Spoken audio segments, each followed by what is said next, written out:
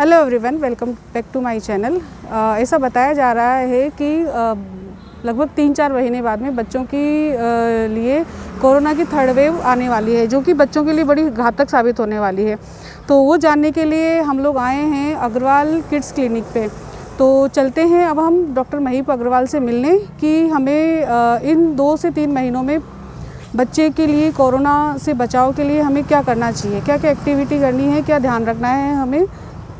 तो चलिए चलते हैं डॉक्टर महीप अग्रवाल के पास।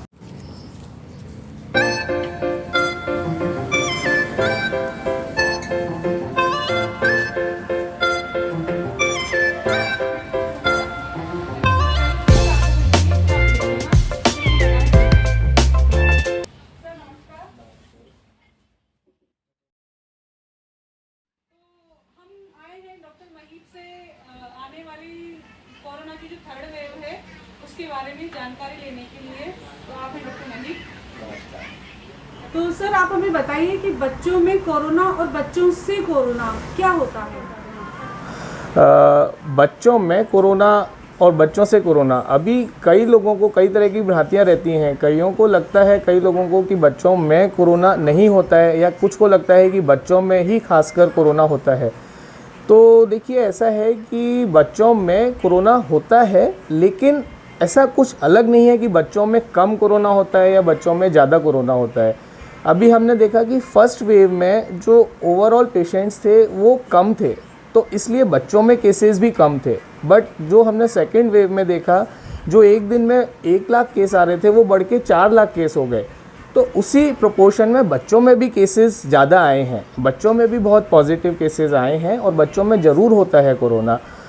लेकिन ऐसा है कि बच्चों में कुछ ज़्यादा दुष्प्रभाव दिखते हैं उसके, ऐसा तो नहीं है। बच्चों में भी जो सिम्टम आते हैं फीवर से स्टार्ट होता है। पर हाँ, जैसे बच्चे आजकल बाहर नहीं जाते हैं, घर में ही रहते हैं, तो बच्चों में कोरोना उनके घर वालों से होता है।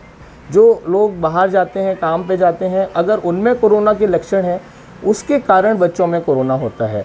कई बार बड़ों में कोरोना के लक्षण नहीं दिख पाते हैं, लेकिन जो घर में सबसे पहले लक्षण दिखते हैं वो बच्चों में दिखते हैं। तो बच्चों में डेफिनेटली कोरोना होता है, लेकिन ऐसा कुछ नहीं है कि बच्चों में बहुत ज़्यादा कोरोना हो। अच्छा, बच्चों से कोरोना, बिल्कुल, बच्चे भी कोरोना जब होता है तो वो एक दूसरे को कोरोना दे सकते हैं। बच्चों से बड़ों में भी कोरोना हो सकता है। बच्चों को अपन बहुत ज़्यादा लाड़ प्यार करते हैं, बच्चों को किस करते हैं, बच्चों को पास में गोदी में खिलाते हैं, तो बिल्कुल अपन बच्चों को कोरोना दे भी सकते हैं और बच्चों से कोरोना दूसरों को हो भी सकता है। तो ये चीज़, दोनों चीज़ें ही सही हैं कि बच्चों में भी कोरोना है और बच्चों से कोरोना भी हो सकता है। थर्ड वेव से बचने के लिए बच्चों में अभी से ही घर में हम लोगों को क्या एक्टिविटी करानी चाहिए। थर्ड वेव से बचने के लिए देखिए, पहली बात तो कि ऐसा अभी तक बिल्कुल प्रूव नहीं है कि थर्ड वेव बच्चों में ही आएगी या बच्चों में नहीं आएगी। बट हाँ, हमें पूरी सतर्कता रखनी पड़ेगी, क्योंकि जैसे कि सेकेंड वेव का भी बहुत ज़्यादा सबको किसी को आइडिया नहीं था। हमें ये भी नहीं मालूम है थर्ड वेव कब आएगी, कितनी आएगी, इससे कम होगी सेकेंड वेव से या ज़्यादा होगी। तो हमें शुरू से ही सतर्क रहना पड़ेगा। बच्चों में स्पेसिफिकली थर्ड वेव के लिए जो हम कर सकते हैं, एक तो उनकी एक्टिविटीज़, उनकी इम्यूनिटी बढ़ाने के लिए हमें जो भी सीजनल वेजिटेबल्स हैं उनका एक्चुअली डाइट हमें ठीक रखनी पड़ेगी। जो भी चीज़ सीजनली आ रही हैं, फ्रूट्स हैं, वेजिटेबल्स हैं, वो हमें प्रॉपरली बच्चों की डाइट में ऐड करना है। हाँ, एक सेकंड चीज़ है, बच्चों को बहुत ज़्यादा फास्ट फूड के लिए बच्चे क्रेविंग करते हैं, उसको हमें ज़रूर लिमिट करना पड़ेगा। और एक है वाटर इनटेक। अपन लोग ने जनरली लोग कहते हैं कि कोरोना में गर्म पानी पीना चाहिए, लेकिन बच्चों में थोड़ा सा डिफरेंट है। हम हमेशा बच्चों के लिए बोलें कि गर्म पानी पिएं, वो पॉसिबल नहीं है। बच्चा हमेशा गर्म पानी नहीं पी सकता, बड़े लोग तो पी सकते हैं। तो एक तरीके से वाटर इनटेक ठीक रखने के लिए हम बच्चों को नॉर्मल पानी भी दें तो वो भी चलेगा, बट वाटर इनटेक ठीक रहना चाहिए। और एक्टिविटीज़ के लिए, जैसे लंग की, बड़े लोग के लिए तो बहुत सारी एक्सरसाइजेज होती हैं, उनकी बहुत सारी मशीन्स आती हैं जिनसे वो एक्सरसाइज कर सकते हैं, योगा कर सकते हैं। पर बच्चों के लिए ऐसा कुछ स्पेसिफिक मशीन या योगा बच्चे नहीं कर सकते हैं। तो कुछ बहुत छोटी छोटी चीज़ें हैं जो हम बच्चों से कह सकते हैं, जिससे उनके लंग फंक्शन इम्प्रूव हो सकते हैं। जैसे कि ग्लास में पानी लेके, स्ट्रॉ देके उसमें बच्चों को बोलें कि इसमें आप बबल बनाएं, उनके लिए खेल भी होगा और उससे उनकी लंग की एक्सरसाइज भी होगी। एक चीज़ हम ये भी कर सकते हैं कि खूब सारे बैलून्स लेके बच्चों को बोलें कि इसको बैलून को फुलाएं आप, और इसको फिर बार बार फुलाएं, बार बार उसको हवा निकालें। तो वो एक बहुत अच्छी एक्सरसाइज है लंग्स के लिए। एक्चुअली ये सारी एक्सरसाइजेज हम कोरोना के अलावा भी बच्चों को बताते हैं जब भी बच्चों की कोई लंग की इन्फेक्शन या डिजीज़ होती है। तो अभी लेकिन इस चीज़ का महत्व ज़्यादा बढ़ गया है कोरोना में, बिकॉज कोरोना मोस्टली लंग को इन्फेक्ट करता है। तो हम इन जनरल वे में बच्चों की लंग की एक्सरसाइजेस के लिए ये दोनों चीज़ें घर पे बड़े आराम से कर सकते हैं। और डाइट का हमें ध्यान रखना है। अच्छा, बेसिकली जो कॉमन चीज़ें हैं बस वही हमें ध्यान रखनी है, बहुत स्पेसिफिक नहीं है। हमें सैनिटाइज़र का यूज़ करना है, बच्चों को हमें सिखाना है 20 सेकंड तक हाथ धोना है, मास्क यूज़ करना है, कहीं भी नीचे जाएं, खेलने जाएं, मास्क यूज़ करना है, मोस्टली घर में ही रहें। तो ये सारी चीज़ें करके हम थर्ड वेव से बचा जा सकता है या उसकी तैयारी कर सकते हैं। बच्चों में भी ब्लैक फंगस और वाइट फंगस हो रहा है क्या? बहुत लोगों के मन में है कि बच्चों के अंदर भी कुछ ब्लैक फंगस या वाइट फंगस जैसी चीज़ है।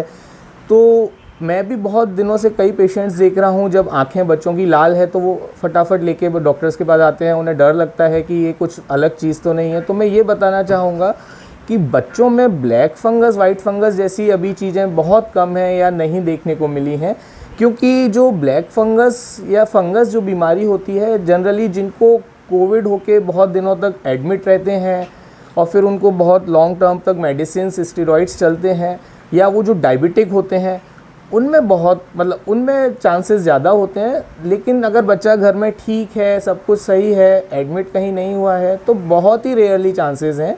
तो बहुत सारे लोगों को डर लगता है बच्चे की आंख लाल हो रही है, सूजन आ रही है, तो ये कहीं फंगस जैसी चीज़ तो नहीं है। तो वो चीज़ नहीं होती है जनरली। लेकिन हाँ, हमें डॉक्टर की सलाह ज़रूर लेनी चाहिए, बिकॉज़ एक्सपर्ट एडवाइस ही उनको देख के बता पाएंगे कि ये क्या चीज़ है। तो वो चीज़ है। लेकिन अभी जो जनरली ब्लैक फंगस देखने को बहुत कम मिल रहा है या नहीं के बराबर है बच्चों के। आजकल टीवी में एक टर्म सुनाई दे रही है MIS-C बच्चों के लिए, ये क्या चीज़ होती है? हाँ, आजकल बच्चों में एक MIS-C करके सिंड्रोम हो रहा है जनरली, लेकिन बहुत कॉमन नहीं है। बट हाँ, कुछ बच्चों में ज़रूर हो रहा है, हमने भी देखे हैं। ये जनरली जिन बच्चों को कोविड हो जाता है उस समय नहीं होता है, उसके 4 से 6 हफ्ते बाद हो सकता है। ऐसा नहीं है कि हर बच्चे को होगा, परसेंटेज बहुत कम है, 3-4% के आसपास है। इसमें जनरली बच्चों में MIS-C मतलब है मल्टी सिस्टम इन्फ्लामेटरी सिंड्रोम। इसमें बच्चों की बॉडी के पूरे पार्ट्स इन्वॉल्व हो जाते हैं, पूरे बॉडी में इन्फ्लामेशन होता है, जिस कारण ये सिंड्रोम होता है। ये घातक भी हो सकता है और इसमें बच्चे को भर्ती करने की भी ज़रूरत पड़ती है।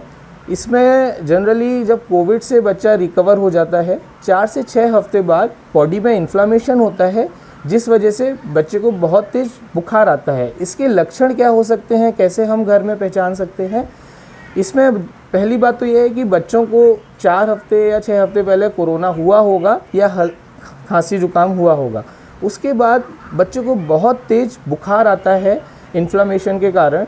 बच्चे के शरीर पे लाल दाने हो जाते हैं, बच्चे के शरीर में सूजन भी आ सकती है और बच्चे को शॉक जैसी स्थिति हो जाती है। इस केस में हमें बच्चे को तुरंत डॉक्टर को दिखाना चाहिए। इसका इलाज बहुत अच्छा संभव है, लेकिन हाँ, इसमें अगर हमने थोड़ी भी देर करी या लापरवाही करी तो बहुत ज़्यादा ये जानलेवा भी हो सकता है। इसका ट्रीटमेंट हॉस्पिटल एडमिशन के बाद अच्छे से हो सकता है। इसको डॉक्टर अगर जल्दी पहचान लेते हैं और आप डॉक्टर के पास जल्दी ले जाते हैं तो शॉक का मैनेजमेंट करके और बाकी मेडिसिन दे के इससे पूरे तरीके से रिकवर हुआ जा सकता है। तो ये चीज़ हमें दिमाग में रखनी चाहिए कि बच्चे को अगर बहुत कोरोना होने के 4 हफ्ते बाद बहुत तेज़ बुखार आ रहा है या शरीर पे दाने हो रहे हैं, तो हमें ये नहीं सोचना चाहिए कि कोरोना तो बच्चे को हो गया, ये नॉर्मली ही बुखार होगा। हमें ज़रूर डॉक्टर से संपर्क करना चाहिए। लॉकडाउन में बच्चों को डिप्रेशन होने से बचाने के लिए हमें क्या करना चाहिए? बच्चों को लॉकडाउन में डिप्रेशन या कोई भी मेंटल परेशानी से बचाने के लिए बहुत सारी चीज़ें हैं। वैसे हर बच्चा इस समय घर में रह के बहुत ही परेशान फील करता है, क्योंकि ना तो वो खेलने जा पाता है, ना वो स्कूल जा रहा है। बड़े लोग तो काम पे भी जाते हैं, सामान लेने, सब लेने, बट बच्चा पूरे तरीके से 1-1.5 साल से घर के अंदर कैद है। तो बहुत सारी चीज़ें बच्चों के मानसिक स्थिति बिगाड़ रही हैं कि घर में कैसे रहें, क्या रहें, चिड़चिड़े हो रहे हैं, मोबाइल की हैबिट पड़ रही है और टीवी देख रहे हैं। तो उसके लिए हमें बच्चों को इन्वॉल्व करने के लिए बहुत सारे इंडोर गेम्स का बढ़ावा देना चाहिए। बहुत सारी चीज़ें हैं, हम बच्चों को अच्छे से कैरम सिखा सकते हैं, लूडो खेलना सिखा सकते हैं। इससे ये है कि उनका स्क्रीन टाइम भी कम होगा और उनका मेंटल डेवलपमेंट भी होगा। तो एटलीस्ट 2 से 3 घंटे हम इंडोर गेम्स को आराम से दे सकते हैं। बहुत तरीके के इंडोर गेम्स हैं, अब तो बहुत सारे इंडोर गेम्स आ रहे हैं, तो हम बच्चों को उस चीज़ के लिए बढ़ावा दे सकते हैं। बच्चों को रीडिंग की हैबिट करा सकते हैं। ज़रूरी नहीं है कि सिलेबस की किताबें पढ़ें, अलग से बहुत सारी बच्चों की स्टोरी बुक्स, राइम्स, वो सब हम उनको सिखा सकते हैं। तो स्क्रीन टाइम को एटलीस्ट 2 to 3 आवर्स लिमिट रखना है, उससे ज़्यादा नहीं टीवी या मोबाइल दिखाना है। उसके अलावा हम इंडोर गेम्स बहुत सारे मंगा सकते हैं जिनसे बच्चों को 3-4 आवर्स उसमें आराम से लग सकता है। बच्चों को हम किचन में भी इन्वॉल्व कर सकते हैं, उनको कई सारी चीज़ें बनाना करना सिखा सकते हैं। बच्चे उसमें इंटरेस्ट भी बहुत लेते हैं। तो ये सारी चीज़ें हैं जिनसे हम बच्चों को बिज़ी रखना सबसे इम्पॉर्टेंट चीज़ है। वो हम उससे बच्चों को डिप्रेशन से बचा सकते हैं। इतनी महत्वपूर्ण जानकारी हमारे दर्शकों को दी, तो आप लोगों को अगर कुछ भी कोरोना के बारे में बच्चों से रिलेटेड जानकारी चाहिए तो आप कमेंट सेक्शन में हम लोगों को कमेंट कर सकते हैं और हम आपकी जो कमेंट्स का जवाब हम एक सेशन हम वापस दोबारा और लेके आएंगे और उस सेशन से में आपके जितने भी सवाल होंगे उनका जवाब हम दोबारा महबूब अग्रवाल जो कि जगतपुरा कुम्मा मार्ग में अपनी सेवाएं देते हैं, तो मैं उनका नंबर डिस्क्रिप्शन बॉक्स में डाल दूंगी, तो आप डायरेक्ट उनसे बात करके उनसे मिल भी सकते हैं और यहीं पे उनका क्लिनिक है। आप चाहें तो यहाँ पे आके एक बार आप उनसे कंसल्ट भी कर सकते हैं।